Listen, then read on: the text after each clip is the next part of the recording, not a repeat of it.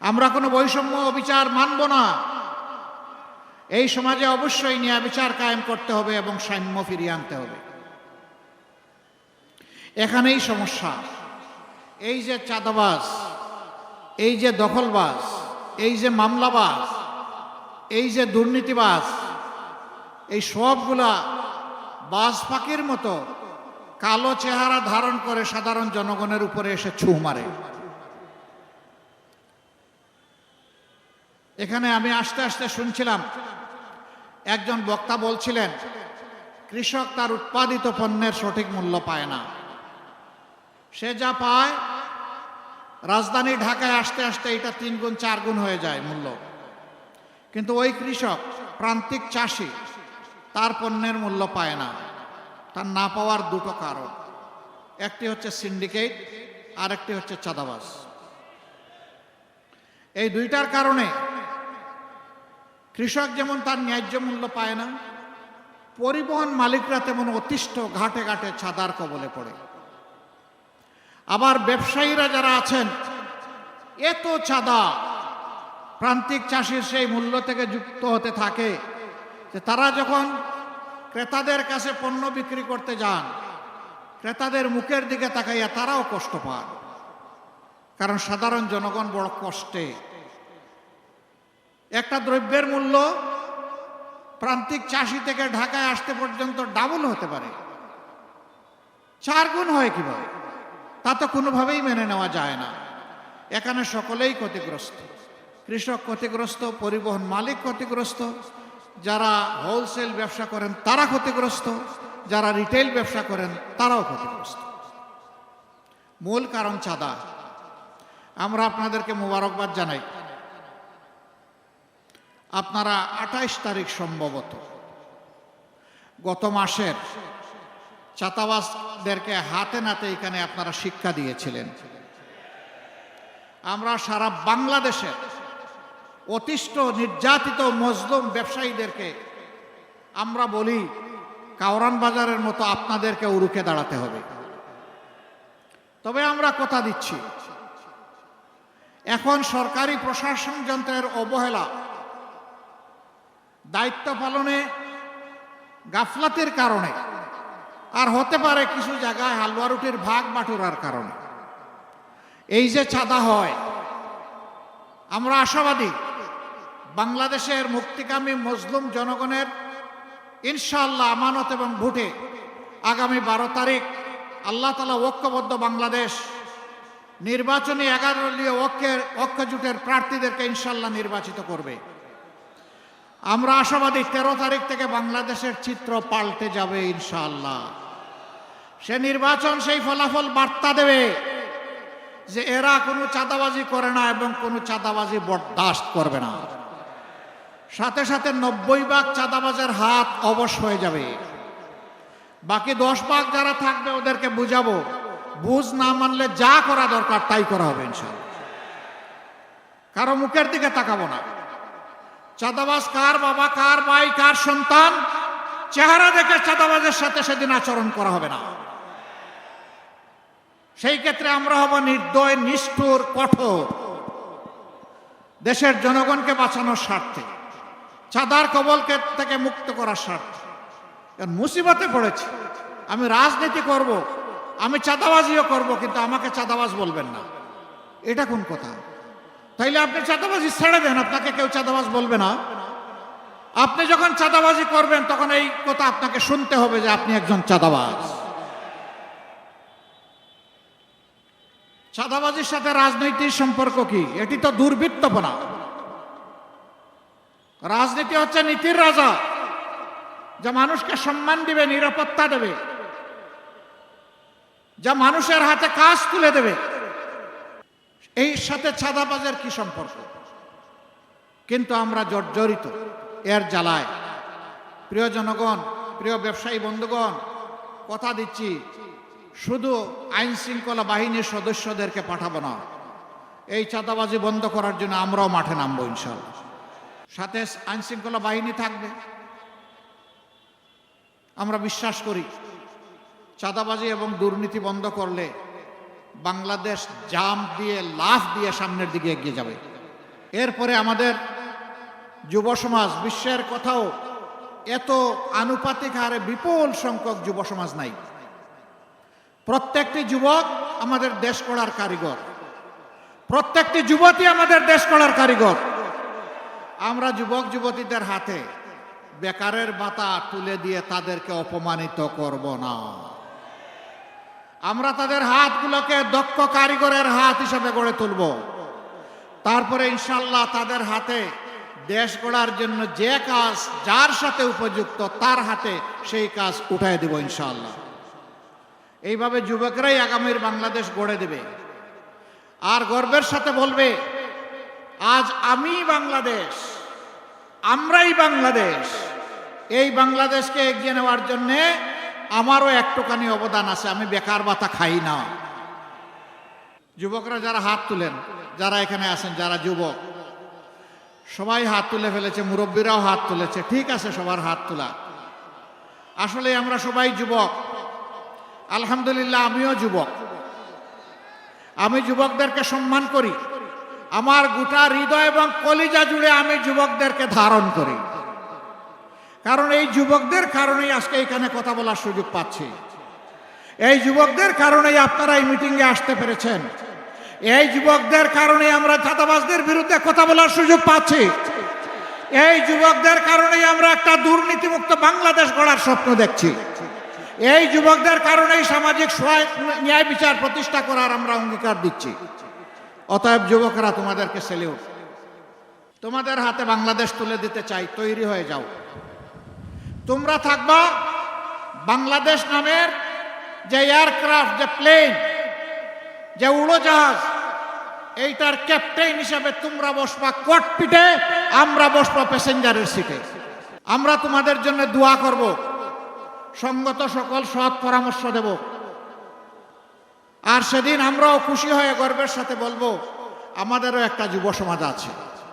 আমাদের যুব সমাজকে কেউ মাদক, চোরাচালান, অস্ত্রবাজ, চাঁদাবাজ, দখলদার আমাদের যুব সমাজকে বানাবে, আমরা তা সহ্য করব না। এ সমস্ত কাজে যারা লিপ্ত আছে তারাও আমাদের সন্তান। ওদেরকে আমরা বুকে টেনে নেব, ওদেরকে শিক্ষা দিব, প্রশিক্ষিত করব, ওদের হাতেও সম্মানের কাজ তুলে দিব ইনশাআল্লাহ। সেদিন আর তাদেরকে লজ্জার সাথে এই সমাজে বসবাস করতে হবে না। তারাও সেদিন গর্বের সাথে বসবাস করবে এবং বাংলাদেশকে গড়ে দেওয়ার ক্ষেত্রে তারা অবদান রাখবে ইনশাআল্লাহ। এই এলাকার বেশ কিছু সমস্যার কথা বলেছেন জনাব সাইফুল আলম খান মিলন। দোয়া করেন, আল্লাহ যদি আপনাদের ভালোবাসায় সিক্ত হয়ে আপনাদের মূল্যবান ভোটের আমানত নিয়ে আগামীতে সরকার গঠন করার সুযোগ দেন, আমরা আমাদের অঙ্গীকার রাখবো ইনশাআল্লাহ। সবচাইতে নির্যাতিত দল 24 সালের 5ই আগস্ট রাতের বেলা বিধ্বস্ত কেন্দ্রীয় কার্যালয়ে ঢুকে বলেছিল, আমরা কারো উপর থেকে প্রতিশোধ নেব না। আমরা আমাদের কথা রেখেছি, কারো উপর আমরা প্রতিশোধ নেইনি। বলেছিলাম যারা মামলা করবেন ন্যায় বিচার পাওয়ার জন্য, আমরা তাদের পাশে তাকিয়ে শক্তি যোগান দেব, তাই আমরা করে যাচ্ছি। কিন্তু আমরা সাবধান করে দিয়েছিলাম, মামলা করতে গিয়ে ধারণাবশত অতীতের কোনো গ্রাস মেটাতে গিয়ে একজন মানুষকে অন্যায়ভাবে মামলার আসামি করা যাবে না। আমাদের সহকর্মীরা আমাদের কথা রক্ষা করেছে। কেউ বলতে পারবে না ভুলভাল কাউকে আসামি বানানো হয়েছে। হাজার হাজার মামলা আমরা দেইনি, জেনুইন কিছু সিম্বলিক প্রতীকী মামলা আমরা দিয়েছি। আমরা বিশ্বাস করি আসল বিচারটা হবে আল্লাহ তাআলার দরবারে, আদালতে, আখিরাতে। দুনিয়ায় বিচারের একটা অংশ হলে দুর্বৃত্তরা অপকর্ম করার সাহস পাবে না। এজন্যই আমরা মামলাগুলা করার অনুমতি দিয়েছি। আমরা কথা দিয়েছিলাম, আমাদেরকে আর্থিকভাবে নিঃস্ব করা হয়েছে, দোকানপাট আমাদের লুটতরাজ করা হয়েছে, চাকরি থেকে তাড়িয়ে দেওয়া হয়েছে, কিন্তু আমরা হারাম চাঁদাবাজির দিকে আমরা হাত বাড়াবো না। আমরা আমাদের কথা রেখেছি। আমাদের সহকর্মীরা চাঁদাবাজি করে না, কারণ আমাদের সহকর্মীরা এই দেশকে ভালোবাসে, মানুষকে ভালোবাসে। যারা দেশ এবং মানুষকে ভালোবাসে তারা মানুষের কোনো ক্ষতি করে না। আমাদের সহকর্মীরা আল্লাহ তাআলাকে ভয় করে। দুনিয়ার পুলিশ আর্মি আমাদেরকে না দেখতে পারে, আল্লাহর নিয়োজিত ফেরেশতারা আমাদেরকে প্রতিনিয়ত রেকর্ড করছেন। আদালতে আখিরাতে ভালোর জন্য পুরস্কার পাবো, অন্যায়ের জন্য আমাকে তিরস্কৃত এবং শাস্তি পাওয়ার জন্য প্রস্তুত থাকতে হবে। এ ভয় আমরা করি। সম্মানিত ভাইয়েরা, আমাদের প্রমাণ আমরা কিভাবে স্বচ্ছ সৎ থাকব। আমাদের দুইজন শহীদ নেতা, আমাদের সাবেক আমির শহীদ মৌলানা মতিউর রহমান নিজামী এবং শহীদ সেক্রেটারি জেনারেল জনাব আলী আহসান মোহাম্মদ মুজাহিদ, তারা তিনটি মন্ত্রণালয়ে দুই পর্যায়ক্রমে এই দুই দায়িত্ব পালন করেছিলেন। যতদিন ওই সংশ্লিষ্ট মন্ত্রণালয়ে দায়িত্ব পালন করেছেন, সেই সময়টা জুড়ে আমাদের কোনো প্রতিপক্ষ, শক্ত কোনো সমালোচক অথবা শত্রুও আঙ্গুল তুলে বলতে পারে নাই যে তারা অসৎ ছিলেন এবং তারা ছিলেন দুর্নীতিপরায়ণ, তারা ছিলেন স্বজনপ্রীতিপরায়ণ, এই কথা কেউ বলতে পারে না। দুই একজন নেতা এখন বলছেন, ঠিক আছে আমরা এত অসৎ ছিলাম, আপনারা এত সৎ ছিলেন, তো ছেড়ে গেলেন না কেন? আমরা ছেড়ে যাইনি এই কারণে, অন্তত তিনটা মন্ত্রণালয় বেঁচে যাক, দুর্নীতির হাত থেকে রক্ষা পাক, কিছু একটা ঠিকানা মানুষ পেয়ে যাক এবং বাংলাদেশের মানুষের মনে আস্থা তৈরি হোক। ভালো মানুষের হাতে দেশ গেলে সৎ থাকা সম্ভব, দুর্নীতিও দূর করা সম্ভব। সম্মানিত এলাকাবাসী, দোয়া করেন আমরা যেন কথা রাখতে পারি। এখন কথা আসে, জনগণের ভোটে ধরে নেন আপনারা নির্বাচিত হলেন, তাহলে তো আপনারা ওয়াদা পালন করবেন। যদি আপনারা সুষ্ঠু ভোট হওয়ার পরেও নির্বাচিত না হন, আপনাদের নীতি কি হবে? সুষ্ঠু ভোটে যেই নির্বাচিত হবে আমরা তাকে ওয়েলকাম করব। আমরা যদি নির্বাচিত হই তাইলে অন্যদেরকে ওয়েলকাম করতে হবে। এটাই ডেমোক্রেসির এসেন্স, সৌন্দর্য। আমি জিতলে ওয়েলকাম, না জিতলে বিফল কাম আমি মানি না। এটা বন্ধ হতে হবে। তবে হ্যাঁ, নির্বাচনটা সুষ্ঠু হতে হবে। আলামত ভালো নয়, চতুর্দিকে বিভিন্ন মন্দ আলামত ফুটে উঠছে। মা বোনদের গায়ে হাত দেওয়া হচ্ছে, হামলা করে মানুষ খুন করা হচ্ছে, অফিস পুড়িয়ে দেওয়া হচ্ছে, জায়গায় জায়গায় বাধা দেওয়া হচ্ছে, গায়ে পাড়া দিয়ে ঝগড়া বাঁধানোর চেষ্টা করা হচ্ছে। আমরা নির্বাচন কমিশন এবং সরকারকে বলতে চাই, আপনারা বলেছেন সুষ্ঠু এবং ইতিহাসের সবচাইতে শ্রেষ্ঠ নির্বাচন আপনারা উপহার দেবেন। এখন পর্যন্ত জনগণ আশঙ্কায় আছে, আশ্বস্ত হয়নি। আপনারা উপযুক্ত পদক্ষেপ নিয়ে জনগণকে আস্থায় আনেন। যদি আস্থায় না আনেন, তাহলে ব্যর্থতার দায় আপনাদেরকে বহন করতে হবে। যারা আজকে আমাদের সহকর্মীদের গায়ে হাত দিচ্ছেন, তাদের প্রতি অনুরোধ, ভাই এখন তো ভরা মাঘ মাস, শীত একটু কম হলেও এখনো যদি মাথা গরম হয়ে যায়, চৈত্র মাসে কি করবেন? একটু মাথাটা ঠান্ডা রাখুন, একটু অন্যকে সম্মান করুন। গাল ভরে যে গণতন্ত্রের কথা বলেন, সেই গণতন্ত্রের পথ ধরে হাঁটুন। আপনার কর্মসূচি আপনি নিয়ে যান, জনগণকে বুঝান। এদেশের শতভাগ মানুষকে যদি আপনি আপনার সাথে বুঝিয়ে সুঝিয়ে নিয়ে যেতে পারেন, আপনাকে অভিনন্দন জানাব। কিন্তু গায়ের জোরে পুরানা কায়দায় যে কোনোভাবে নির্বাচনকে নিজের অনুকূলে নেওয়ার চেষ্টা করবেন, আমাদের যুব সমাজ ঘুমিয়ে পড়েনি। 5 তারিখ যে যুব সমাজ জেগে উঠেছিল, তারা অতন্দ্রী প্রহরীর মতো আছে।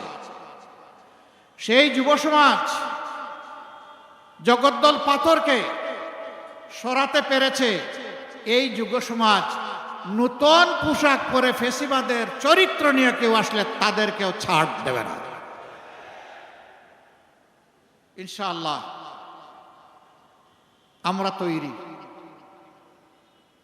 ওই যে হাদি বলেছিল, জীবন দিব, জুলাই দিব না। আমরা পরিষ্কার ঘোষণা করতে চাই, প্রয়োজনে দেশের জন্য জীবন দিব, কিন্তু জনগণের অধিকার কাউকে কেড়ে নিতে দেব না ইনশাআল্লাহ। আপনারা প্রিয় দেশবাসী শুধু আমাদের সাথে থাকবেন, আমরা সমান তালে লড়ে যাব যতদিন পর্যন্ত এই দেশবাসীর বিজয় না হবে। স্পষ্ট কথা, আমরা জামাতে ইসলামের বিজয় চাই না, আমরা 18 কোটি মানুষের বিজয় চাই। 18 কোটি মানুষের বিজয়ের জন্য আমাদের লড়াই। এ লড়াই কেউ থামাতে পারবে না। আমরা কোনো শক্তি, কোনো দেশ, কোনো ব্যক্তিকে পরোয়া করি না। আমরা পরোয়া করি আল্লাহ রাব্বুল আলামিনকে। আল্লাহ তাআলা ছাড়া কারো কাছে আমরা মাথা নত করি নাই, মাথা নত করব না। আমরা এদেশের বীরদেরকে বুকে ধারণ করে লড়াই চালিয়ে যাব ইনশাআল্লাহ। এ লড়াইয়ে ইনশাআল্লাহ জনতার বিজয় হবে, সত্যের বিজয় হবে, দুর্বৃত্তদের বিরুদ্ধে ইনশাআল্লাহ আমাদের বিজয় হবে। আমরা সেই বিজয়ের জন্য সবাইকে নিজ নিজ জায়গা থেকে অবদান রাখতে বলি। দুটি বোর্ড, একটা হচ্ছে হা বোর্ড। এটাই কারণে ওই বস্তা পচা রাজনীতিকে আমরা বলবো যে তোমাকে লাল কার্ড, তুমি অনেক ভুগিয়েছ, ফ্যাসিস্টের জন্ম দিয়েছ দফায় দফায়। ওই রাজনীতি আমরা আর চাই না। নতুন রাজনীতির প্রয়োজন, স্বচ্ছতার রাজনীতির প্রয়োজন, দায়বদ্ধতার রাজনীতির প্রয়োজন। বাংলাদেশ জামাতে ইসলামী থেকে যারা নির্বাচিত হবেন, আমরা কথা দিচ্ছি বছরে একবার জনগণের কাছে শুধু নিজের নয়, পরিবারের সকল সদস্যের হিসাব স্পষ্টভাবে তুলে ধরতে বাধ্য হবেন। এই 5 বছর কি করেছেন, জনগণের সম্পদ তাদের পকেটে ঢুকেছে কিনা জনগণকে বুঝার সুযোগ দিতে হবে। দেশের সম্পদ দেশের জনগণের, সুতরাং আমাদের কাছ থেকে হিসাব বুঝে নেওয়ার অধিকারও জনগণের। আপনারা সেই অধিকার আমাদের উপর প্রয়োগ করবেন ইনশাআল্লাহ। আমরা আপনাদেরকে কথা দিচ্ছি, আপনাদেরকে সাথে নিয়েই দেশ গড়ব।